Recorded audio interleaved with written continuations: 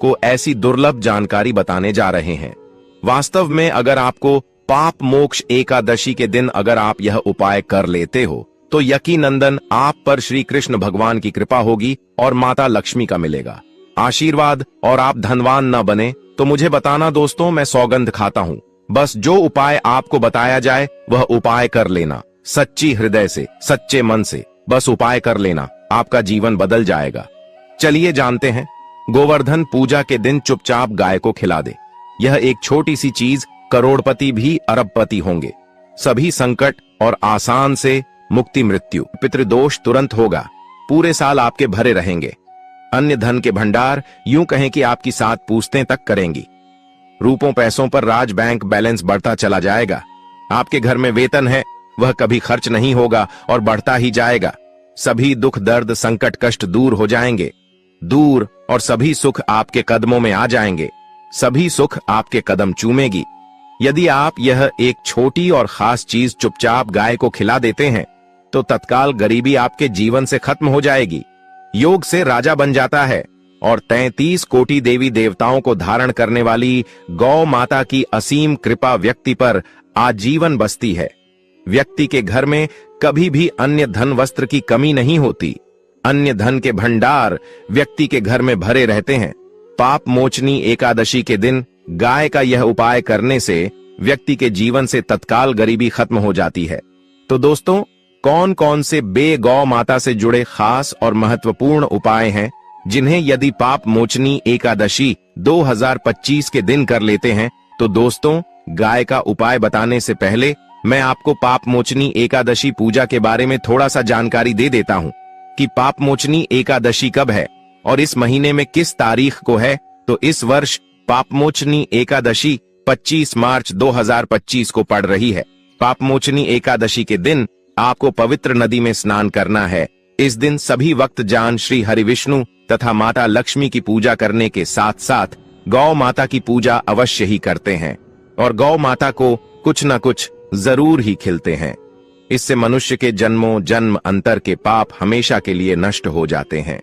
जिस प्रकार महाकुंभ पड़ा हुआ था, काफी श्रद्धालु वहां पर अपने पापों को धोने के लिए गए थे, उसी प्रकार यह एकादशी पापा को नष्ट करने के लिए यह बहुत ही चमत्कारी एकादशी होने वाली है दोस्तों, जिस दिन का इंतजार दुनिया भर के हर पंडित, एस्ट्रोलॉजर और हर हिंदू भाई है को रहता है।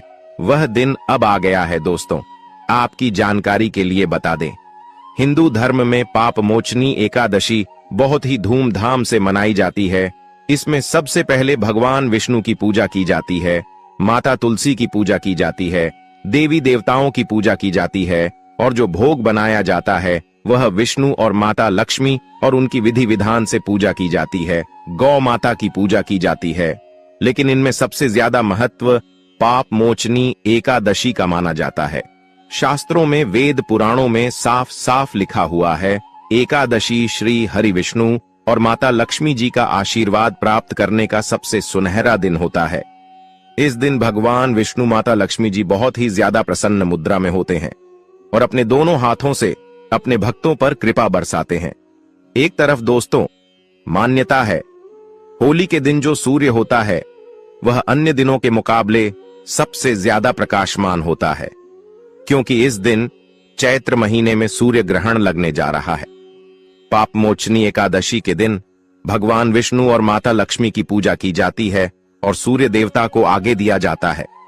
महिलाएं पाप मोचनी एकादशी का व्रत रखती हैं।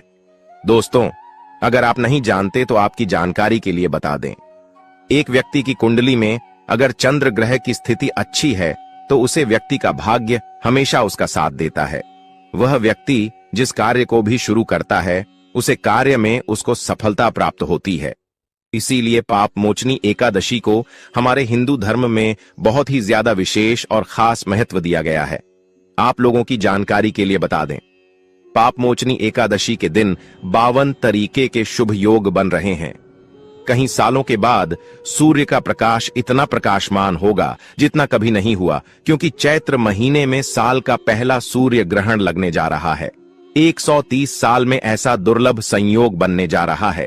लक्ष्मी योग, ग्रह योग, नक्षत्र योग, अमृत सिद्धि योग जैसे शुभ योग का निर्माण हो रहा है, पाप मोचनी एकादशी के समय में पूरे दिन का व्रत करना चाहिए। पाप मोचनी एकादशी के दिन श्री हरि विष्णु और माता लक्ष्मी का आशीर्वाद प्राप्त होता है। एकादशी तिथि के दिन ब्रह्म मुहूर्त में सोकर नहीं उठ सकते हैं, किसी पवित्र नदी में जाकर स्नान नहीं कर सकते हैं, पूरे दिन का व्रत नहीं रख सकते हैं।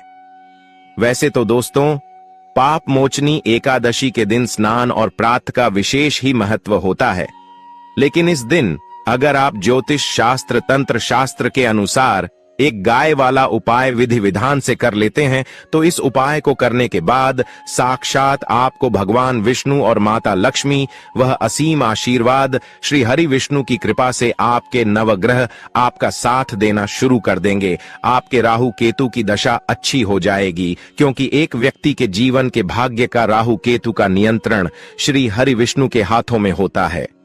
दूसरी तरफ इस उपाय को करने के बाद आपके जीवन में धन आना शुरू हो जाएगा। आपके जीवन में जो धन आएगा उसमें वृद्धि होगी, वर्षा होगी। आपको अपने जीवन के समस्त प्रकार की आर्थिक कष्टों से मुक्ति मिल जाएगी, क्योंकि दोस्तों, अगर भगवान विष्णु और माता लक्ष्मी एक व्यक्ति को आशीर्वाद देती है, उस व्यक्ति को करोड़पति बनने से दुनिया की कोई भी ताकत नहीं रोक सकती है। अब आप सोच रहे होंगे कि गाय को ऐसा क्या खिलाने से और ऐसा क्या उपाय करने से आपको भगवान विष्णु और माता लक्ष्मी का आशीर्वाद मिल सकता है। तो दोस्तों, आपने देखा होगा, जब भी आपके घर पर दिवाली की पूजा होती है या धनतेरस की पूजा होती है या फिर किसी एकादशी की पूजा होती है, तो आपके घर वाले गौ माता की पूजा जरूर करते हैं और गौ माता को जो भोग होता है उसमें से कुछ ना कुछ खिलाते हैं, ज्यादा नहीं तो 2 पूरी अवश्य ही खिलाते हैं। तो दोस्तों, आपको इस उपाय को 25 मार्च पाप मोचनी एकादशी वाले दिन ही करना है और सूर्य देव को आगे देना है और उनकी विधि विधान से पूजा करना है। इस बार जो पाप मोचनी एकादशी क्योंकि इस वीडियो में आपको गौ माता से जुड़े उपाय के बारे में बताने वाले हैं, जिन्हें करने से आपके जीवन के जो भी दुख दर्द संकट है या कामयाबी होने में कोई बाधाएं आ रही है, सभी से छुटकारा मिलने वाला है। यूं कहें कि आपके जीवन में अपार धन सुख, कभी भी धन से संबंधित परेशानी नहीं रहेगी।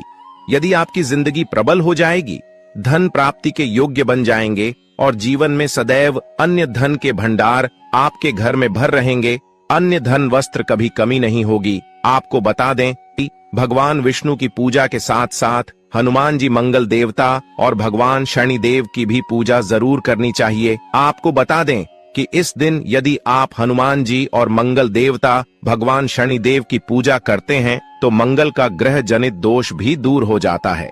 व्यक्ति के जीवन में धन सुख संपत्ति की प्राप्ति हो जाती है, समस्त मनोकामना व्यक्ति की पूर्ण हो जाती है। दोस्तों, आपको हम बता दें कि ऐसी ज्ञानवर्धक जानकारी आपको हम पैसों में भी बांट सकते थे, पर हमारे चैनल का मकसद है जनहित में जन कल्याण एवं जन सेवा करना। इसीलिए आपके लिए जो जानकारी बताते हैं वह फ्री में बताते हैं, इसलिए आप इस वीडियो को भी जरूर लाइक करें। और दोस्तों, मैं आपसे एक अनुरोध और करना चाहूंगा कि आप अपनी राशि कमेंट बॉक्स में जरूर डाल दें, जिससे कि आपकी राशि के अनुसार हम आपको कुछ ऐसे उपाय बता सके जिससे आपको लाभ की प्राप्ति हो, क्योंकि हम राशि से जुड़े उपाय भी आपको बताते हैं। तो आप कमेंट बॉक्स में अपनी राशि हमें जरूर बताएं या अपना नाम बताएं, जिससे आपके लिए कुछ हम ऐसे उपाय बता सके। साथ में जय गौ माता अवश्य लिखें दोस्तों। साथ ही से जो नए साल का एक उपाय तो जरूर करना है। गाय का उपाय बताने से पहले एक उपाय आपको बता दें। इस उपाय को लाइक जरूर करें। क्या करें कि शाम के समय आंवले के पेड़ के नीचे आपको सरसों का चौमुखी दीपक, आटे का दीपक बनाना है। चौमुखी दीपक में आगे की बाती लगाकर सरसों के तेल का दीपक जला देना है। आटे का दीपक बनाएं, जो मुख्य तेल डालें उसमें बाती ही डालें। लाल वाली कलावे की दीपक जला दे। 4-4 बाती लगाकर चारों दीपक मतलब 4 भाग उसके बन जाएं। हर एक भाग को जलाएं और बीच में 2 सबूत फूल वाले लौंग भी डाल दें। फिर देखिए कैसे चमत्कार आपके जीवन में होता है। शाम के समय जलाकर उसे छोड़ें। मनोकामना मांगकर छोड़ दें। दोस्तों, अभी तक अपने चैनल को सब्सक्राइब ना किया हो तो जरूर कर लें, इससे आपको और भी ज्ञानवर्धक जानकारी सीधे माध्यम से प्राप्त हो सके। दोस्तों, यह गौ माता वाला उपाय बहुत ही प्रभावशाली उपाय बताया, मैंने आपको इस उपाय को जरूर करें, बहुत ही लाभकारी उपाय बताया है, बहुत ही आपको लाभ देगा यह उपाय। और अब बात करें गौ माता से जुड़े कौन कौन से उपाय आपको इस दिन, मतलब गाय से जुड़े, जिन्हें करने से व्यक्ति को 7 पीढ़ियों तक बैंक बैलेंस की कमी नहीं होती, दुख दर्द संकट कष्ट दूर हो जाते हैं और सभी सुख व्यक्ति के कदमों में आ जाते हैं। तो दोस्तों, पाप मोचनी एकादशी के दिन आपको भगवान विष्णु माता लक्ष्मी माता की विधि विधान से पूजा करना है और उसी के साथ गौ माता की पूजा अवश्य करना है। और गौ माता को जो भोग एकादशी पूजा के लिए बनाया गया था, उसे भोग से 2 पूड़ी जरूर ही खिला देनी है, सूखी पूरी नहीं खिलाना है। पूड़ी के ऊपर आप मिठाई या कोई सब्जियां हलवा जो भी बनाया है वह आपको गौ माता को जरूर ही खिलाना है। दोस्तों, हर एक और मांगलिक काम में गौ माता या उनसे जुड़ी चीज जैसे गाय का गोबर, गोमूत्र, गाय का दूध अथवा गाय के दूध से बना घी जरूर शामिल करें। इससे आपको पुण्य भाव की प्राप्ति होगी। सनातन परंपरा के अनुसार जिस घर में गाय होती है उसे घर से जुड़े सभी वास्तु दोष स्वयं खत्म हो जाते हैं, क्योंकि पंचम याग के बिना कोई भी पूजा पाठ और हवन सफल नहीं होता। दोस्तों, महीने में एक बार हो सके तो परिवार सहित एक बार गौशाला जाने का नियम जरूर बनाएं और हो सके तो गायों को हरा चारा जरूर खिलाएं, जिससे सभी वास्तु दोस्त शांत हो जाते हैं। दोस्तों, आपका प्रिय चैनल कभी किसी को भी गलत जानकारी नहीं देगा और इनसे जुड़े दोषों का निदान हो जाता है। गर्मियों में गौ माता को पानी पिलाएं और सर्दी में गौ माता को गुड़ जरूर खिलाएं। ध्यान रखें कि होली वाले दिन गौ माता को गुड़ जरूर ही खिलाना है। गर्मियों में गाय को गोदना खिलाएं। अनेक देवी देवताओं को अपने शरीर पर धारण करने वाली गौ माता से जुड़े कई शुभ और अशुभ संकेत भी होते हैं। मतलब गाय का दूध दौते समय यदि गाय ठोकर मार दें और सारा दूध बिखर जाए तो अपशगुन होता है। यदि कोई यात्रा पर निकल रहा हो और गाय अपने बछड़े को दूध पिलाती सामने आ जाए तो निश्चित रूप से कि यात्रा के लिए आप निकले हैं, वह यात्रा आपकी जरूर ही सफल होगी और वह जिसके लिए आप निकले हैं वह जरूर ही पूर्ण यात्रा पर जाते समय गाय की आवाज आना और रात्रि में गाय की हुंकार करना भी शुभ होता है। दोस्तों, साथ ही साथ गाय के साथ आप भूलकर भी यह काम ना करें, अन्यथा मिलता है। जी हां दोस्तों, गाय को राष्ट्रीय पशु बनाए जाने और इन्हें मौलिक अधिकार दिए जाने की बात हो रही है तो सवाल उठता है, गाय संस्कृति का अहम हिस्सा है, तभी गाय के साथ लोग खराब व्यवहार कैसे कर लेते हैं और जैसे ही दूध देना बंद कर देती है तो लोग इन्हें उनकी किस्मत पर छोड़ देते हैं, सड़कों पर और गलियों में भटकने के लिए। ऐसे में गोवंश जीवन को कोई डंडे मारता है तो कोई उन पर पानी डाल देता है, कई बार लग जाती है तो कभी बीमार होकर बेचारी गाय दम तोड़ देती है। ऐसे में जरूरत है इन बातों को जानने की। गाय को लेकर शास्त्रों में क्या कहा गया है, आपको कैसा व्यवहार करना चाहिए। क्या दोस्तों, गाय को कभी भी मारना पीटना नहीं चाहिए। शास्त्रों में गाय को माता का दर्जा दिया गया है। गाय को मारने वाला माता को मारने पीटने वाले के समान पाप का भाग्य समझा जाता है। नरक लोक में वर्षों तक कष्ट भोगना पड़ता है। अगले जन्म पशु योनि में मिलता है कि गौतम मुनि ने गलती से गाय को डंडा मार दिया था, जिस गाय की मृत्यु हो गई थी, और इस पाप से मुक्ति के लिए इन्हें वर्षों तक तपस्या करनी पड़ी। इसलिए यह पाप मोचनी एकादशी भगवान श्री कृष्ण जी ने बैल स्वरूप में आए वृद्ध आश्रम का वध कर दिया था, जिससे मुक्ति के लिए भगवान श्री कृष्ण को संपूर्ण तीर्थ को एक कुंड में बुलाना पड़ा और इस कुंड में स्नान से वह पाप मुक्त हो गए थे। यह दोस्तों साथ ही साथ पानी पी रही गाय को भागते हैं, वह घोर पापी के भंग बनाकर होते हैं। ऐसे लोग घर आपसे मुक्त होकर स्वर्ग पाए जाते हैं और बड़े ही धनवान कल में जन्म लेकर सुख भोगते हैं। और साथ ही साथ आराम कर रही गाय को कष्ट देकर कभी भी उठाना नहीं चाहिए। वह जन्म में किए गए जाने अनजाने में पापों से मुक्ति हो जाती है और गोलोक में स्थान पाते हैं। गाय को डंडा मारकर उठना, पानी डालकर उठाने से मनुष्य पाप का भागी बनता है और अगले जन्म में उसे दर दर भटकना पड़ता है। और साथ ही साथ शास्त्रों में बताया गया है, जो लोग गाय की सेवा करते हैं और उनका भोजन खिलाते हैं और उनकी परवरिश अच्छी तरह से कहते हैं, तो वह लोगों के जीवन की सभी इच्छाएं पूर्ति होती हैं। गाय के बछड़े से बचा हुआ दूध ही मनुष्य को लेना चाहिए, परंतु कुछ लोग एक बार गाय को धो लेने बाद फिर से बछड़े के लिए बचा हुआ दूध भी धो लेते हैं। ऐसा करना घोर पाप कहा जाता है। ऐसे दूध को धोने वाला और ग्रहण भी बन जाते हैं।